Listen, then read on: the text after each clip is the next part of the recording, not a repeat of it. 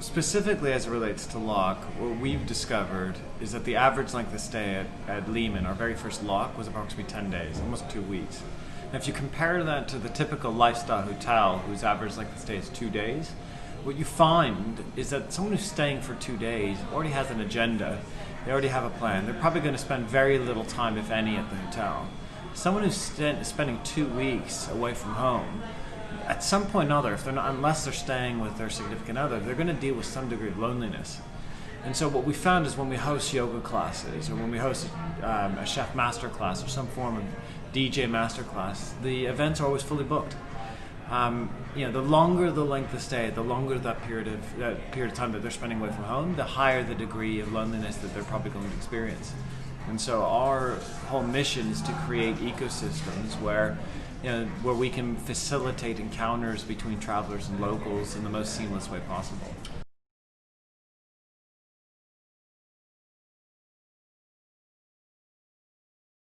I mean, the challenges have been many, and I'm sure you're probably familiar with it. I mean, we were operating at a 90% plus occupancy across the portfolio, and now we're operating in kind of the mid-40s. Now, listen, mid-40% occupancy is something that I'm still very proud of, but it's not what it was just 5 months ago.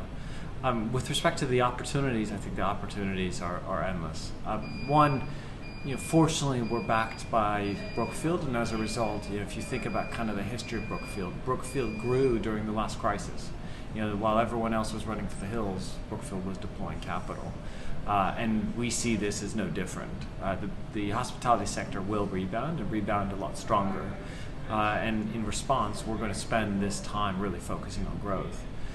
With respect to kind of how the sector will evolve, we've held a number of different focus groups. And one of the more fascinating elements that we've discovered during the focus groups is the evolution of travel. The number of people that we've heard say, I realize I can work from anywhere. And in response to that, instead of spending my winter here in London, I'm probably going to spend it abroad, somewhere sunnier, somewhere where the weather's better. And so, instead of traveling for 2 or 3 days, those people are likely to travel and be away from home for a month or two. And so concepts such as ours that are able to cater towards that longer length of stay are the ones that should be able to benefit from that. If you're away from home or going to Lisbon, going to Barcelona, going to Madrid for 2-3 months, you need a place that doesn't require first, last, and deposit, a place where you can meet other people, a place that has the gym, the co-working, the third wave coffee shop, all housed under one roof. So that way you can continue to maintain the habits that you had when you were living here in London or in Paris.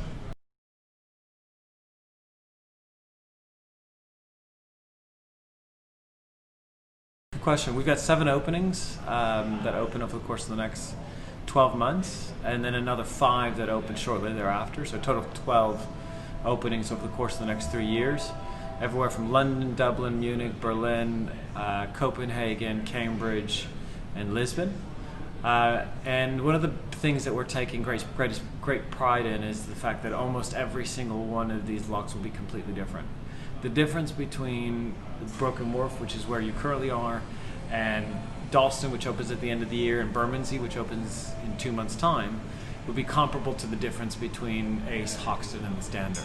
And we've used different interior designers, different F&B partners, and really the idea is to provide people an opportunity to sample indigenous living within that micro market. What someone wants to experience when they go to Dalston is completely different than what they want to experience when they go to Bermondsey Street. And we're really excited about the fact that we can deliver on that, on that promise.